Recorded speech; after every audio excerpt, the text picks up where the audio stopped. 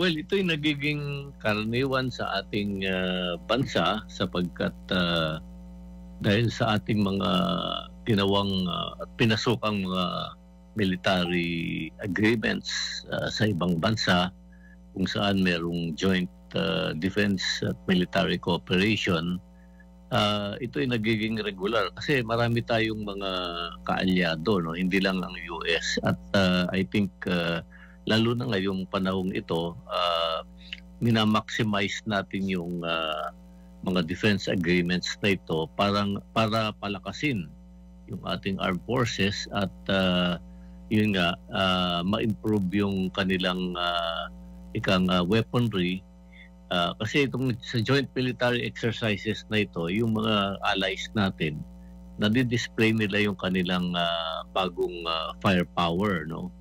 Na inaasahan naman nila na yung kaalyado nila katulad natin ay eventually bibilhin, no? Kasi Ayun, inaalok pala. Meron pala dito, negosyo. Ma-impress tayo. Meron. Mm.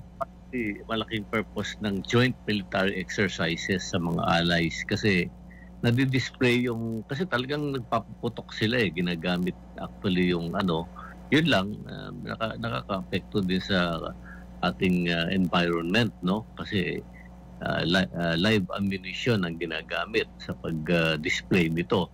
Pero eventually, ang purpose din nila para katulad ng Pilipinas, kasi lalo na ngayon, nag-build up tayo para sa eventual modernization ng ating armed forces for external defense, no? Kasi dati nakafocus sa internal conflict at internal defense ang ating armed forces. Pero ngayon, dahil dito sa mga nagiging threats from China externally, nagpo-focus na yung modernization ng Philippine Armed Forces sa external defense. So, di ba, in recent years, bumili pa tayo nga ng missiles, yung BrahMos missile. Opo. Tapos, tinitingnan tayo, binili din tayong mga Corvette vessel from South Korea, no? At saka yung ilang mga fighter planes, no? Nakafocus ito sa external defense capability ng ating armed forces. At the same time, kasi tatanong natin, ano naman ang dito para dito sa allies natin? Kasi yung allies natin, mga sundalo nila, kulang kasi sa actual experience sa combat. Ngayon, alam nila kasi yung ating armed forces, hindi ba ang Philippines, we have had the longest running insurgency in the world, no? Di ba yung internal conflict, no? Dahil sa insurgency natin for a long time. Kaya experience yung ating armed forces sa lalo na counter-insurgency, no? Kaya yun, yung armed forces nila, gusto nilang matuto sa karanasan naman ng ating armed forces na matagal nang nasabak sa experiences sa counter-insurgency. Prof, nabanggit po nyo kanina yung tawag sa mga live para tawag ko doon, nakaka-apekto din sa mga komunidad. And at the same time, ito naman, display of firepower, tapos nakakakuha din ng actual na experience ang halimbawa itong mga foreign troops na nandito sa atin na bahagi ng tawag po ng military exercises, nagpapalitan ng mga karanasan, samantala pinakikita rin sa atin ang ating mga sundalo na expose din sa mga modernong kagamitang panggera. Bagamat sabi nga hindi naman bago yan sa ating mga sundalo, kulang nga lang talaga sa kapital para ma-acquire mga ganyang equipment o hardware. Diyan ang nangyayari mga palitan na experiences Prof. Kaya lang ang negatibong epekto sa atin sinusubukan yung mga armaso na iyan, Prof. Yeah, talagang ginagamit para ipakita yung effectivity, tsaka yung gaano kalakas, tsaka yung range nito. In the case of Australia, for example, itong mga joint military exercises, bilateral joint military exercises natin with Australia, nagsimula nung 2022 pa, no? Yung tinatawag na kasangga, no? Yung tawag dito sa joint military exercises natin since 2022 with Australia kasangga, yung may code name kasi ginagamit ngayon po alon naman ang tawag nila. Yeah. Ayan, Since 2022. So dati sa Northern Zone, Bicol, tapos yung early this year nagkaroon ng exercise with Australia sa Mindanao, bandang areas ng Cagayan at Bukidnon. Doon ginanap yung joint military exercises recently, this year lang with Australia. So talagang definitely ang dito naapekto yung natin, yung siyempre may mga displaced na mga mga magsasaka, mga katutubo. Kasi pag gumagamit ka ng ganitong tunay na firepower, sa kabundukan o kaya sa karagatan, you have to temporarily relocate. Ito nga po. Declare mo off limits yung area yun kasi may matatamaan, delikado po, Patris. Kaya apektado yung kabuhayan ng mga yan. Ng mga ilang araw, Prof, nababayaran ba yan? Meron bang compensation ng mga ganyan na maliban pa doon sa environmental damage sa mangyayari? Well, kung minsan, they engage in yung tinatawag nilang civic action, sa community, pampalubag loob yun, including some medical may medical and dental sila. Kasi may kasama ding mga doktor, kuminsan military doctors and dentists. Yun ang civic action para pampalubag loob dun sa community. Tsaka mga tsokolate para sa mga bata. para hindi masyadong magreklamo sa kanila. Prof, tawag ko dito, sabi nga po, parang ito rin nung ang Australia ata, yung lumutang ko itong mga strategic partnership yung matapos yung bisita ni Presidente sa India. Ngayon, ang Australia ata ay nag-i-enjoy din ang relasyon ng Pilipinas at ang Australia ay ang tawag ko dyan on a strategic partnership. So, hindi malabo na mangyari in the future na may mga ganito na rin defense activities, cooperation sa pagitan ng India at ng Pilipinas dahil sa level na strategic partnership, Prof. Yeah. Definitely. At saka siyempre, ang Australia kasi magiging natural ally natin sa mga ganitong mga events kasi close siya sa mga kaalyado ng Pilipinas. Halimbawa, close ang Australia sa US, close ang Australia sa Japan, close ang Australia sa South Korea at saka sa India, Pero since itong Australia may sariling defense industry, kasi gumagawa sila they manufacture mga patrol boats, at in-export nila ito kasi in fact nung nakaraan mga ilang dekada pa yung mga patrol boats natin na na-acquire natin previously, although sa surplus ng US, sa Australia pinapa-repair or refurbish, So ngayon, kasi gumagawa ang Australia ng mga patrol boats na armado, yung mga machine gun, inaano natin, ito yung mga tinitingnan ng armed forces natin bilang bahagi ng ating pagpapalakas ng ating yung ating armed forces through its program at sa external defense natin. Ang mga nabanggit po nyo, Prof, sabi nyo kanina, ang Australia ay bahagi ng mga kaalyado rin ng Pilipinas at kasama na rin yung mga anong tawag ko doon, military bloc, may Quad, may AUKUS, meron pang Indo-Pacific. Lahat yan, lahat po may mga common anong tawag doon, ang commonality malapit po sa China. At lahat po, hindi po ba lahat po ng mga tinatawag na mga military exercises laging sinasabi hindi, yan para ma-contain ang China kung ano man ang plano niya sa lalo na may mga terminong Contain China 2025, Contain China 2027. Prof. Well, anumang military exercise ay isang preparation din in case of the contingency of war. Hindi maado yan kasi sinasanay mo at hinahasa yung armed forces para kung may contingency na katulad ng gera, against a particular country, yun, parang handa yung armed forces, no? So, lalo na kung itong mga bansang ito ka-joint military exercise mo, itinuturing din nilang future or potential threat sa kanilang security. Halimbawa, ang China, no? So, may commonality kayo doon, no? So, kaya in case merong halimbawa magkakaroon ng conflict in the future, hinahanda nila yung armed forces ng kabilang panig, no? At din yun yung cooperation, joint cooperation sa kanilang units, no? Yung including yung communication nila.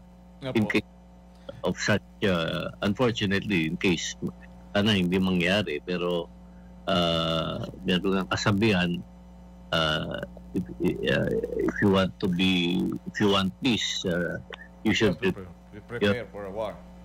Ganun, no? Or yung iba naman, if you want peace, make war. Hindi naman. Hindi na po ganun. Bro, yung dominant, yung mga makapangyarihang bansa, baka ganun ang kanilang anilingin. Opo. Prof, ito po, sabi nga po ay ito dito pa lang sa ating rehiyon, doon naman sa kabilang mga rehiyon na bagamat may ito i-connect ko lang kung pwedeng pag-connection pag-ugnayin dahil pare-pareho din naman mga bansang malalaking bansa ang nandito sa sabi nga po nandito sa Asia Pacifico at nakatuon na rin nga ang pansin ng mga tinatawag ng mga malalaking bansa. Anong nag-meeting si President Putin at saka si President Trump kaugnay sa kapayapaan dyan sa Eastern Europe, particular sa Ukraine, pero sabi nga po wala nangyari. Ano ang pwedeng maging epekto nito kung sa Asia Pacifico kung meron man, Prof? By the way, Benji, hindi lang mga bansang nakapaligid sa China ang na-involved dito sa mga joint military exercise.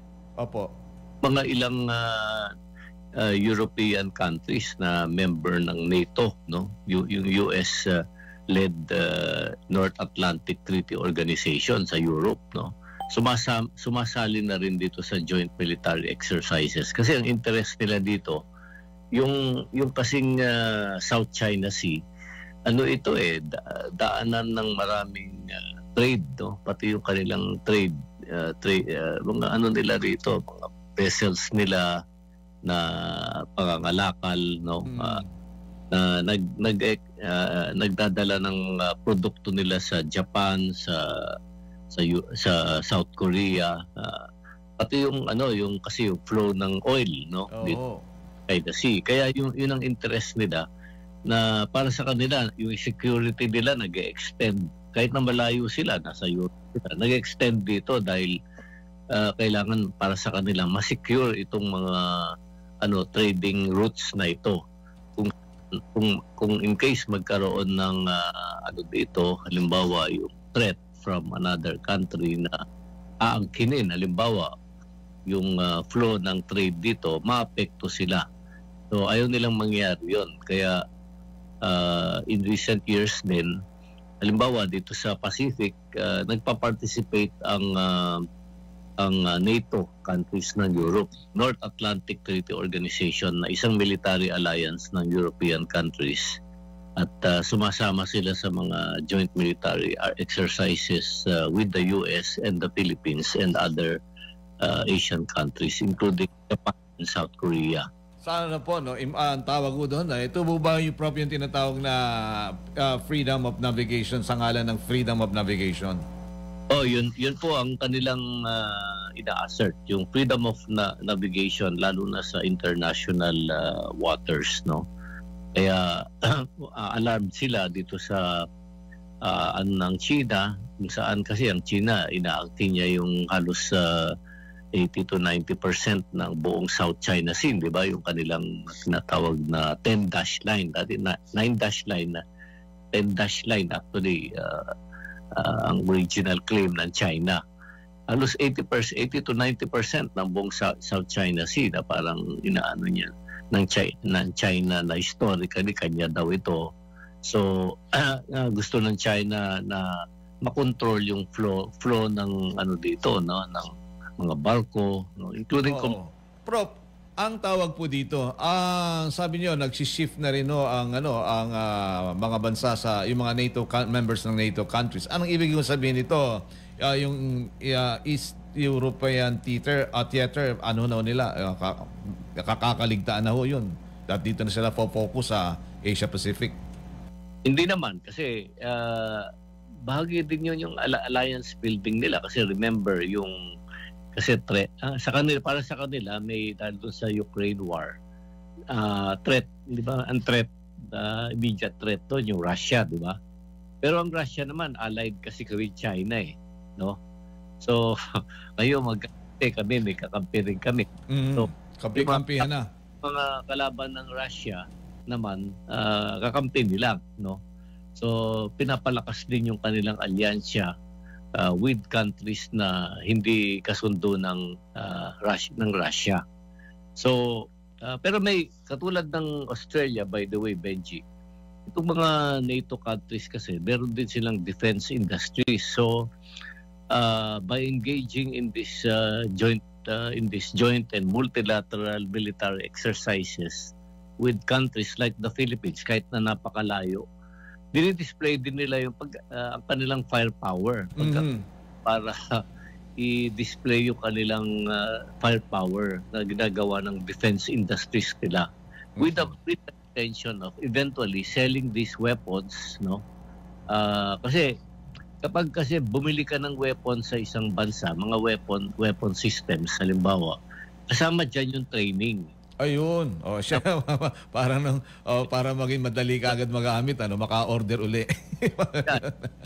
Computerized pa yung so inevitably kasama sa training at military exercises yung paghahasa sa paggamit nitong weaponry na ito, no? Oo. Prof, sa punto pong ito, no, sa ganyanong sitwasyon, ano dapat itong maging, siyempre, kailangan bumalansin ng Pilipinas, hindi tayo pwede maipit sa gitna. Anong pakinabang natin pareho na kapwa ho panalo at hindi ho tayo maipit sa anumang sitwasyon, Prof?